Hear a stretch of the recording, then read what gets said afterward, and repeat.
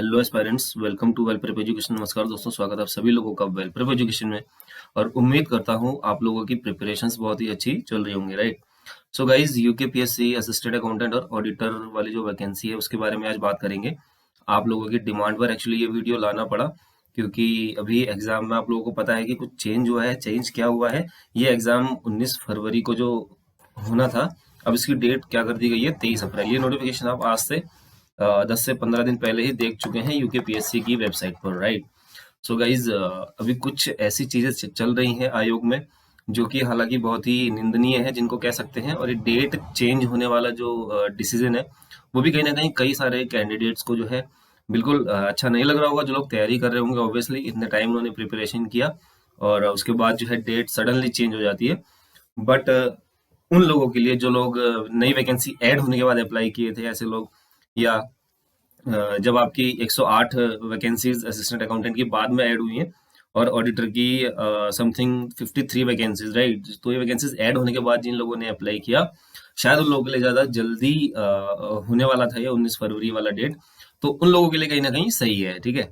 तो बाकी इन सब चीज़ों को परे रखते हुए, जो भी कथित तौर पर जो भी चीज़ें चल रही हैं एग्जाम्स के अंदर, ठीक है, चाहे वो यूके ट्रिपल एससी के अंदर हो, चाहे यूके पीएससी के थ्रू जो वैकेंसीज के अंदर भी देखने के लिए मिल रहा है।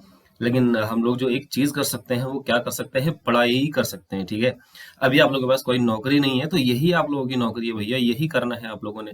पढ़ लिख के ही हम लोग आगे बढ़ सकते हैं और हमारे पास कोई चारा नहीं है। अदरवाइज हमने ये पढ़ने वाला जो डिसीजन है, ये चुना ही नहीं होता, ठीक है। ये फैसला हमने लिया ही नहीं होता कि हम लोग पढ़ लिख कर कुछ करेंगे, ठीक है। तो हमारे पास ये कागज और कलम की ही ताकत है भाई, इसी से हम लोग पढ़ सकते हैं, ठीक है। इसी से हम लोग आगे बढ़ सकते हैं, ठीक है। अब जो ऐसी चीजें हैं जो हमारे हाथ में नहीं है, उसको तो हम कंट्रोल नहीं कर सकते, लेकिन हमारे हाथ में क्या है, स्टडी करना। और स्टडी करके ही आप लोग आगे बढ़ेंगे, राइट। तो चलिए, वीडियो को ज्यादा लंबा नहीं खींचूंगा, ठीक है। तो इस 2 मिनट के लिए सॉरी। तो आगे बढ़ते हैं। बेसिकली एक मोटिवेशनल वीडियो रहने वाला है कहीं ना कहीं। थंबनेल से आप लोग समझ गए होंगे, 75 डेज स्ट्रेटेजी के ऊपर बात करेंगे आज इस वीडियो में। ऐसे लोग जिन्होंने तैयारी स्टार्ट कर दी है, या जिन लोगों ने खत्म कर दी है, बहुत अच्छी बात है। जिन लोगों ने अभी स्टार्ट करना है, या जो अभी सोच रहे हैं स्टार्ट करने का, तो उन लोगों के लिए भी कहीं ना कहीं ये वीडियो बहुत ही इंपॉर्टेंट होने वाला है, राइट। तो इसमें मैं कुछ बताऊंगा, कुछ आप लोगों की किस तरीके से आप लोगों को तैयारी करनी चाहिए, एक स्ट्रेटेजिक वे में किस तरीके से प्रिपरेशन करनी चाहिए, वही चीजें आज हम लोग डिस्कस करेंगे, ठीक है। तो वॉइस थोड़ा सा जो है अलग आ रही होगी, क्योंकि कोल्ड हुआ है इस वजह से। तो उसको इग्नोर करें और वीडियो की तरफ चलें, ठीक है। तो गाइस, सबसे पहले मोटिवेशन के लिए एक चीज मैं और बता दूं आप लोगों को। आप वैकेंसी का अगर नंबर देखें, तो गाइस ये नंबर आपको शायद ही उत्तराखंड में देखने के लिए मिला होगा कभी। वो भी एक ऐसी स्पेशल वैकेंसी जिसमें एक स्पेशल स्ट्रीम की एजुकेशनल क्वालिफिकेशन मांगी गई है, ठीक है।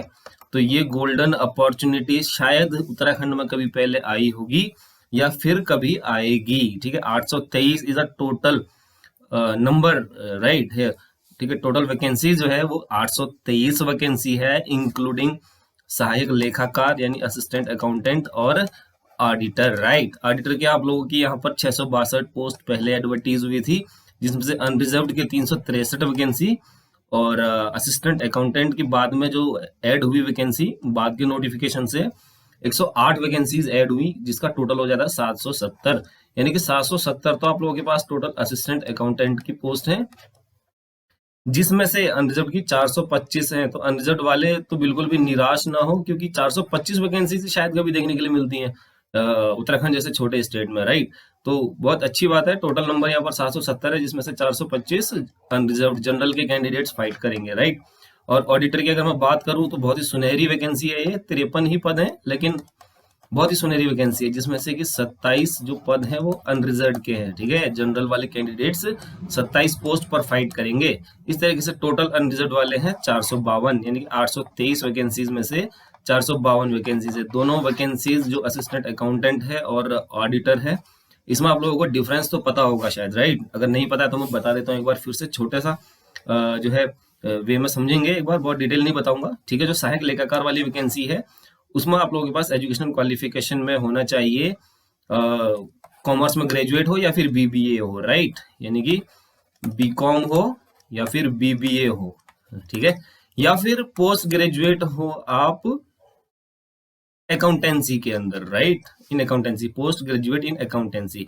इन सब के साथ ये 3 क्वालिफिकेशन में से कोई एक आप धारित करते हो और साथ में 4000 KDPH, राइट, की डिप्रेशन पर आ, यानी कि 4000 की डिप्रेशन प्रति घंटा की आपकी स्पीड होनी चाहिए हिंदी लैंग्वेज के अंदर, राइट, हिंदी टाइपिंग के अंदर। तो ये है क्वालिफिकेशन यहाँ पर। लेकिन ऑडिटर क्या कहता है? ऑडिटर कहता है कि अगर आप लोगों के पास बीकॉम है, ठीक है, यानी वाणिज्य में स्नातक हैं आप, साथ में कंप्यूटर का CCC सर्टिफिकेट है, तो आप जो है डायरेक्टली एग्जाम क्वालिफाई करेंगे और विदाउट टाइपिंग आप लोग शॉर्टलिस्ट हो जाएंगे इस एग्जाम के लिए, इस पर्टिकुलर वैकेंसी के लिए, ठीक है। यहाँ पर कोई भी टाइपिंग नहीं है, लेखा परीक्षक के अंदर, ऑडिटर के अंदर कोई भी यहाँ पर आप लोगों से टाइपिंग नहीं लेने वाला। तो सबसे खास बात यहाँ पर ये है कि आप लोगों को कोई भी टाइपिंग एग्जाम इसमें नहीं देना होगा अगर आप लोग कट ऑफ क्वालिफाई कर जाते हैं, यानी कि जो कैंडिडेट्स इस पर्टिकुलर वैकेंसी को अप्लाई करेंगे उसमें से जो कट ऑफ बनेगी, तो अगर आप उसमें क्वालिफाई हो जाते हैं तो फिर आप लोगों से कुछ भी जो है नहीं मांगा जाएगा, यानी कि बीकॉम हो या CCC हो या फिर कंप्यूटर का O लेवल हो। तो ये जो स्पेशल क्वालिफिकेशन लगा दिया ना यहाँ पर, तो आप लोग तो भैया मैं कहूंगा जिन लोगों ने ऑडिटर के लिए अप्लाई किया है, जी जान लगा कर तैयारी करो, क्योंकि आगे टाइपिंग का कोई झाड़ ही नहीं है इसके अंदर, ठीक है। आप लोग सीधे एग्जाम क्वालिफाई करेंगे, आगे बढ़ जाएंगे, राइट। तो ये डिफरेंस मैंने बता दिया असिस्टेंट अकाउंटेंट और ऑडिटर के बीच में। अब बात कर लेते हैं, एक बार सिलेबस देख लेते हैं, सिलेबस क्या कहता है हमारा। एक्चुअली मैंने पहले वीडियो में भी बताया हुआ है सिलेबस, लेकिन एक बार फिर से देख लेते हैं, क्योंकि 2 मिनट अब आप इसको भी दे दीजिए, जितना टाइम आप लोगों ने अभी जो है अभी तक आप लोगों ने अपना दे दिया है पढ़ने में या इधर उधर की चीजों में, तो थोड़ा सा इसको भी देख लीजिए, ठीक है। तो सिलेबस क्या कहता है आप लोगों को पता है। सबसे अच्छी खास बात क्या है इस पर्टिकुलर वैकेंसी की, या किसी स्पेशल स्ट्रीम का जो एग्जाम होता है ना गाइस, उसके अंदर एक सबसे खास बात जो होती है कि अपना सब्जेक्ट होता है, यानी कि आप अपने सब्जेक्ट के राजा हैं वहां पर, ठीक है। आपको नहीं पढ़ना है वो उनका जीके और ये सब जो अदर चीजें होती हैं, वो सब आपको नहीं पढ़ना है यहाँ पर, आप अपने सब्जेक्ट के राजा होंगे।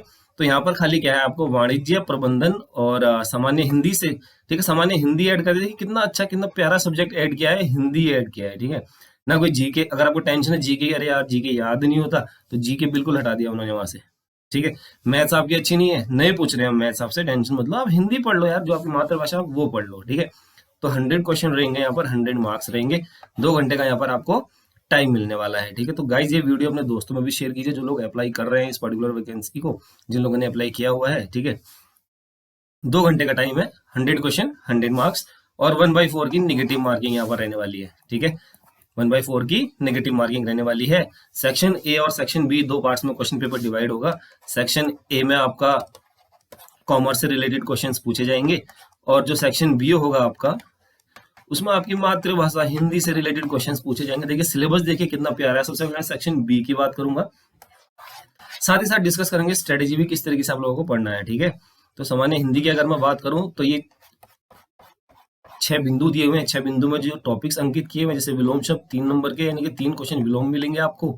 वाक्यम वर्तनी शुद्ध, ठीक है, 3 क्वेश्चन इसके मिलेंगे। अनेक शब्दों के लिए एक शब्द, 3 क्वेश्चन इसके मिलने वाले हैं यहाँ पर। और तद्भव तत्सम के 4 क्वेश्चन मिलेंगे। विशेष एवं विशेषण 3 मार्क्स, पर्यायवाची शब्द 4 मार्क्स। देखिए कितने प्यारे प्यारे सब्जेक्ट हैं यहाँ पर, ठीक है।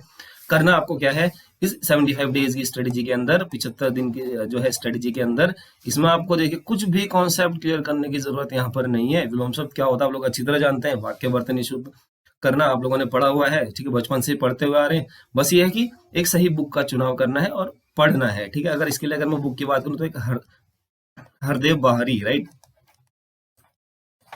सॉरी, हरदेव बाहरी के नाम से एक बुक आती है, उस बुक को आप पकड़ें, ठीक है। बेसिक जो कॉन्सेप्ट होगा वो भी साथ में क्लियर करके चलते हैं। बाद में जो है काफी सारे जो है वहां पर आपको क्वेश्चंस भी देखने के लिए मिल जाएंगे। कहने का मतलब है काफी सारे विलोम शब्द मिल जाएंगे, काफी जो वोकेबुलरी है ये सारी वो वहां पर आपको देखने के लिए मिल जाएगी हरदेव बाहरी वाली बुक में। या फिर एक आदित्य पब्लिकेशन की भी बुक आती है, वो आप लोग अगर ले लें, अपने आसपास आपको मिल जाएगी आदित्य पब्लिकेशन, तो ये बुक आप लोग परचेज कर सकते हैं। हिंदी इससे करिए, बस हिंदी इससे बाहर कुछ नहीं करना है। और पढ़ना किस तरीके से, अब एक स्ट्रेटेजी बनाइए, एक टाइम टेबल बनाइए। पर डे आप हर टॉपिक के कम से कम 10 वर्ड्स पढ़ें, ठीक है, 10 वर्ड्स, और उनको मेमोराइज करें। देखिए आप 75 दिन में अगर हर टॉपिक के 750 वर्ड्स तैयार कर लेंगे, ठीक है, बहुत बड़ी डिक्शनरी है 750। देखने में लग रहा है कि खाली 750 विलोम याद करूंगा मैं, नहीं, वो 750 एक बड़ा नंबर है। बिल्कुल आप लोग एग्जाम में क्वालिफाई करने की जो है पूरी एलिजिबिलिटी रख पाएंगे अगर आप इस तरीके से पढ़ेंगे, ठीक है। 750 को अब आप 6 से गुणा कर दीजिए तो देखिए आपका क्या वोकेबुलरी हो गया है, क्या आप लोगों का हिंदी हो जाएगा, आप लोग खुद ही सोचिए, ठीक है। तो लेकिन करना सीरियसली है, डेली 7 से 8 घंटे स्टडी की जरूरत है। मैं ये कहता हूँ कि तब जाके भी आप अभी इन जो 2-2.5 महीने हैं इनके अंदर आप लोग बिल्कुल क्वालिफाई कर सकते हैं इस एग्जाम को। अगर आप 7 से 8 घंटे पर डे इस पर्टिकुलर वैकेंसी, इस पर्टिकुलर एग्जाम के पैटर्न को देंगे तो आप लोग बिल्कुल क्वालिफाई कर पाएंगे इस एग्जाम को, ठीक है। हिंदी में टारगेट करके चलिए, 20 में से कम 18 नंबर आपको लाने ही लाने हैं, ठीक है। और मेरे बताए हुए तरीके से एक बार पढ़ के तो देखिए, ठीक है। आई विश कि आप लोग ये एग्जाम जरूर क्वालिफाई करेंगे, और ऐसा नंबर ऑफ वैकेंसी दोबारा उत्तराखंड के अंदर देखने के लिए नहीं मिलने वाला है, ठीक है। अब जो सेक्शन ए है उसके अंदर ये सारे टॉपिक्स हैं, सिलेबस में आप लोग ऑलरेडी पहले बता चुका हूँ, ठीक है। ये सारे टॉपिक्स हैं, ठीक है। ये सारे टॉपिक्स आपको करने हैं अपने, सारे टॉपिक्स जो है आपके 11th 12th और ग्रेजुएशन से हैं, ठीक है। 11th 12th और ग्रेजुएशन से हैं सारे टॉपिक्स। आप लोगों ने पढ़ा हुआ है, जो लोग रिसेंटली पास आउट हैं उन लोगों के लिए तो ठीक है, उन लोगों का बेस क्लियर होगा। जिन लोगों ने नहीं पढ़ा हुआ है उन लोगों को बुक्स तो मगअप थोड़ा सा करना ही पड़ेगा एक बार, ठीक है। डायरेक्टली आप लोग एमसीक्यूज लगाने मत बैठ जाइए। कई लोग क्या कर रहे हैं, सीधे एमसीक्यू, अरे कितने एमसीक्यू लगाओगे भैया, इसमें तो कॉन्सेप्ट क्लियरेंस चाहिए सबसे पहले, ठीक है। बुक कीपिंग अकाउंटेंसी है जैसे, तो इसके अंदर आप लोगों को कॉन्सेप्ट क्लियरेंस चाहिए ना सबसे पहले। आप लोग अपनी बुक्स पकड़िए, 11th 12th की जो आपकी बुक्स हैं उसमें देखिए, ठीक है। उससे एक बार अपना जो है कॉन्सेप्ट क्लियर करिए, 4-5 दिन इसमें लीजिए, उसके बाद कोई एमसीक्यूज आप लगाएं किसी के, ठीक है। या वेबसाइट पर जाकर कहीं जो है एमसीक्यूज प्रैक्टिस कीजिए। डायरेक्टली आप एमसीक्यूज लगाएंगे, कोई रट्टा मारने वाली चीज नहीं है। तो यहाँ पर आपको पहले अपना कॉन्सेप्ट क्लियर करना होगा, ठीक है। तो इस तरीके से टोटल आप लोगों के, जैसे बुक कीपिंग एंड अकाउंटेंसी एक सब्जेक्ट है, यहाँ पर एडवांस अकाउंटिंग एक टॉपिक है, corporate accounting, cost accounting, financial management and management accounting. देखिए कितना प्यारा सिलेबस है, हर टॉपिक के मार्क्स भी दे दिए हैं, ठीक है। टैक्सेशन, लॉज एंड ऑडिटिंग, और fundamental of economics, business management, business studies, और आपका money, banking and financial institutions, और बिजनेस कम्युनिकेशन। देखिए कितना अच्छा है, देखिए बिजनेस कम्युनिकेशन 6 मार्क्स दे दिया, ठीक है। Money, banking and financial institutions 6 marks दे दिया। यानी कि अब आप लोगों को एक चॉइस ये दे दी है कि हर टॉपिक से कितने कितने मार्क्स का पूछा जाएगा, वो भी दे दिया है। अगर कोई टॉपिक आपका ऐसा है जो आपको बहुत डिफिकल्ट लगता है तो अभी इस पार्ट पर आप स्किप कर जाइए उसको। जैसे टोटल कितना टॉपिक्स हैं, यहाँ पर टोटल यूनिट है 11, ठीक है। टोटल 11 यूनिट्स हैं। मान लीजिए आपकी जो है इसमें से आपके 2 यूनिट्स पर पकड़ नहीं है, तो मैं अभी के लिए यह कहूंगा कि ज्यादा उसमें प्रेशर देने की जरूरत नहीं है। जो बाकी जो 9 यूनिट्स बच रहे हैं उनकी आप अच्छी तैयारी कीजिए, ठीक है। मुझे बिजनेस कम्युनिकेशन आता है, ठीक है। मुझे money, banking and financial institution, ये ऐसा टॉपिक है मेरा जो मैं कर सकता हूँ, ठीक है, ठीक है। बिजनेस स्टैटिक्स में कर सकता हूँ, बिजनेस मैनेजमेंट कर सकता हूँ, फंडामेंटल ऑफ इकोनॉमिक्स कर सकता हूँ, ठीक है। लेकिन मुझे अगर लग रहा है कि मैं financial management and management accounting पे अभी फोकस नहीं कर पाऊंगा, तो अभी इसको आप स्किप करिए, ठीक है। ये लास्ट टाइम के लिए रखिए। लेकिन जो टॉपिक्स आपके हैं, जो टॉपिक्स आपको इजी लगते हैं, वो टॉपिक्स पहले क्लियर करिए। और अगर 11 यूनिट्स है तो हर यूनिट को 5 डेज का टाइम दीजिए, ठीक है। इससे ज्यादा का भी नहीं देना है, लेकिन 7 से 8 घंटे पर डे दीजिए। हर यूनिट को 5 डेज का टाइम दीजिए। 11 यूनिट है, 55 दिन के अंदर आप लोग जो है ये अपना जो है कॉन्सेप्ट क्लियरेंस क्लियर करिए। उसके बाद जितने एमसीक्यूज आप लगा सकते हैं वो करना है आप लोगों ने, ठीक है। जितने एमसीक्यूज आप लगा सकते हैं वो करिए, ठीक है। बुक्स प्रीफर करेंगे, मैं वही बोलूंगा फिर से, कोई स्पेशल बुक नहीं आते किसी भी एग्जाम को क्लियर करने की। मैं क्या, कोई नहीं ला सकता आपको ऐसी बुक, ठीक है। तो आप लोगों को खुद ही, क्योंकि आपका अपना सिलेबस है, कोई लाके नहीं देगा कहीं से, ठीक है। कोई कोर्स लगा लो, कोई कोर्स पकड़ लोगे तो उसमें दुनिया भर का आ जाएगा, वो कंफ्यूज हो जाओगे फिर, ठीक है। तो बुक्स को प्रीफर करें। जो लोग पढ़ रहे हैं बहुत अच्छी बात है, जो लोग नहीं पढ़ रहे हैं अभी से स्टार्ट कर दीजिए इस चीज को, ठीक है। तैयारी करिए बहुत अच्छी तरीके से, स्ट्रेटेजिकल वे में, जैसे मैंने बताया। हो सकता है मेरा प्लान आप लोगों को जो है थोड़ा सही नहीं लग रहा होगा, क्योंकि हर किसी के ऊपर डिपेंड करता है, हर किसी के जो है माइंड लेवल के ऊपर डिपेंड करता है कितना टाइम आप पर टॉपिक को देना चाहते हैं, वो आप देख लीजिए। लेकिन ये वीडियो सिर्फ एक मोटिवेशन के लिए था कि आप लोग जो है फिर से प्रिपरेशन के मोड में आ जाएं। कोई बात नहीं, जो चीजें चल रही हैं वो हमारे हाथ में नहीं है, लेकिन हमारे हाथ में है तैयारी करना, पढ़ाई करना, राइट। इस तरीके से तैयारी करेंगे। और अदर स्टेट्स में जितने भी असिस्टेंट अकाउंटेंट के पेपर हुए हैं, ऐसा तो नहीं है कि आप ही का स्टेट पहली बार करा रहा है असिस्टेंट अकाउंटेंट का paper. Other state assistant accountant के जो एग्जाम्स हुए हैं उनके क्वेश्चन पेपर्स निकालिए आफ्टर दिस प्रिपरेशन, राइट। आप after summarising all the topics, right. उसके बाद आप लोग जो असिस्टेंट अकाउंटेंट जो अदर स्टेट्स में हुए हैं उनके पेपर भी लगाइए, ठीक है। अपना जो हमारे उत्तराखंड में हुए हैं वो पेपर भी देखिए किस तरीके से आता है, ठीक है। और एक क्वेश्चन और रहता है कि पेपर में तो बहुत अजीब पूछता है, तो देखिए अजीब इसलिए लगता है जब हमारा कॉन्सेप्ट क्लियर नहीं होता है। अगर हम लोगों ने अपना कॉन्सेप्ट क्लियर किया हुआ है तो कुछ भी अजीब नहीं लगेगा।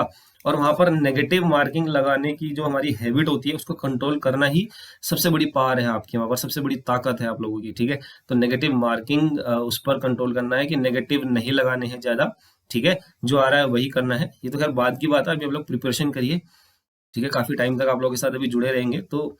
और बाकी कोई डाउट होगा इस वीडियो से रिलेटेड या इस पर्टिकुलर वैकेंसी से रिलेटेड, कमेंट सेक्शन में कमेंट कर सकते हैं। और आज के लिए इस वीडियो को यहीं एंड करते हैं, बहुत लंबा वीडियो हो गया है। कैसा लगा वीडियो प्लीज कमेंट सेक्शन में कमेंट करके बताएं और अपनी तैयारी करते रहें, right. So bye bye guys, take care.